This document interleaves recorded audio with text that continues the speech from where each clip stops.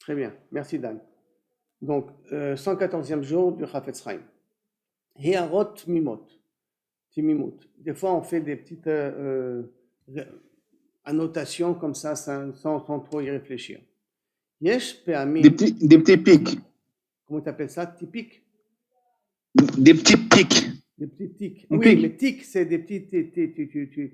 Tu as une intention de le piquer là-dessus. Là, c'est peut-être plus tamim, c'est-à-dire ça te sort. On va voir. Yesh pe'amim she'alacha mekabelet he'arot milmot ke'uvdot. Des fois, la halacha, elle peut accepter des annotations comme ça qui te sortent sans réfléchir a priori, comme des réalités. Les dogmas. Kshem nemarot mipi mesiach lefi tumo. Quand quelqu'un te raconte une histoire, par exemple, si un goy te raconte, j'étais une fois dans un champ de bataille et j'ai vu quelqu'un qui s'appelle Shimon ben Levi qui était mort. Il raconte, et puis le champ de bataille était fait comme ça. Il n'avait pas l'intention de faire et doute que Shimon ben Levi est mort. Et là, il nous a raconté ce qu'il y avait dans le champ de bataille. Torquédé, de cette histoire, on apprend que Shimon ben Levi, il est niftar. Alors, est-ce qu'on peut prendre ça comme une réalité et permettre la femme à se remarier? La réponse, oui. Mais siach les filles tumo, je te raconte comme ça sans aucune kavana, et que des informations sortent comme ça de sa bouche, on peut les prendre comme un fait accompli. La preuve, c'est qu'on peut permettre la femme à se remarier. Tumo, shehu muda le totsa, sheeno muda, qui n'est pas conscient des conséquences de son histoire.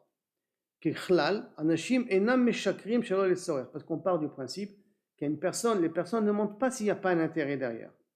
Ah, car Shekacher Adam eno muda lekar, de telle sorte que lorsqu'une personne n'est pas consciente que dans son histoire il y a du lashon hara, shehu omer dvarim bale mashmaout, des choses qui sont très importantes, d'accord? Yesh laniach shu dover emet.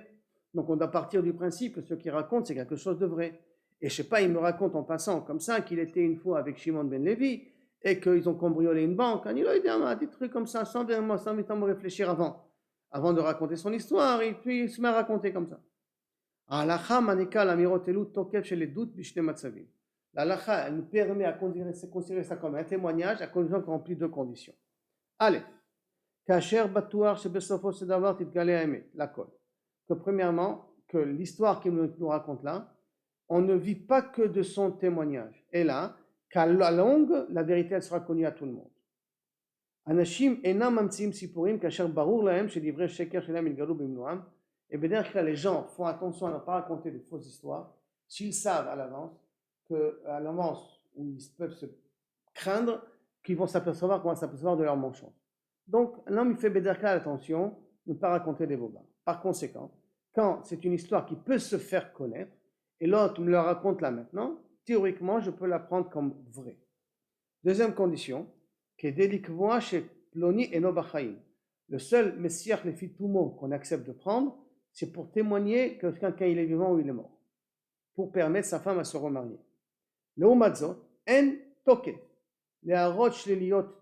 Par conséquent, il n'y a aucune valeur halachique à toutes ces paroles qui ont été dites sans réfléchir sur des personnes, bien entendu négatives,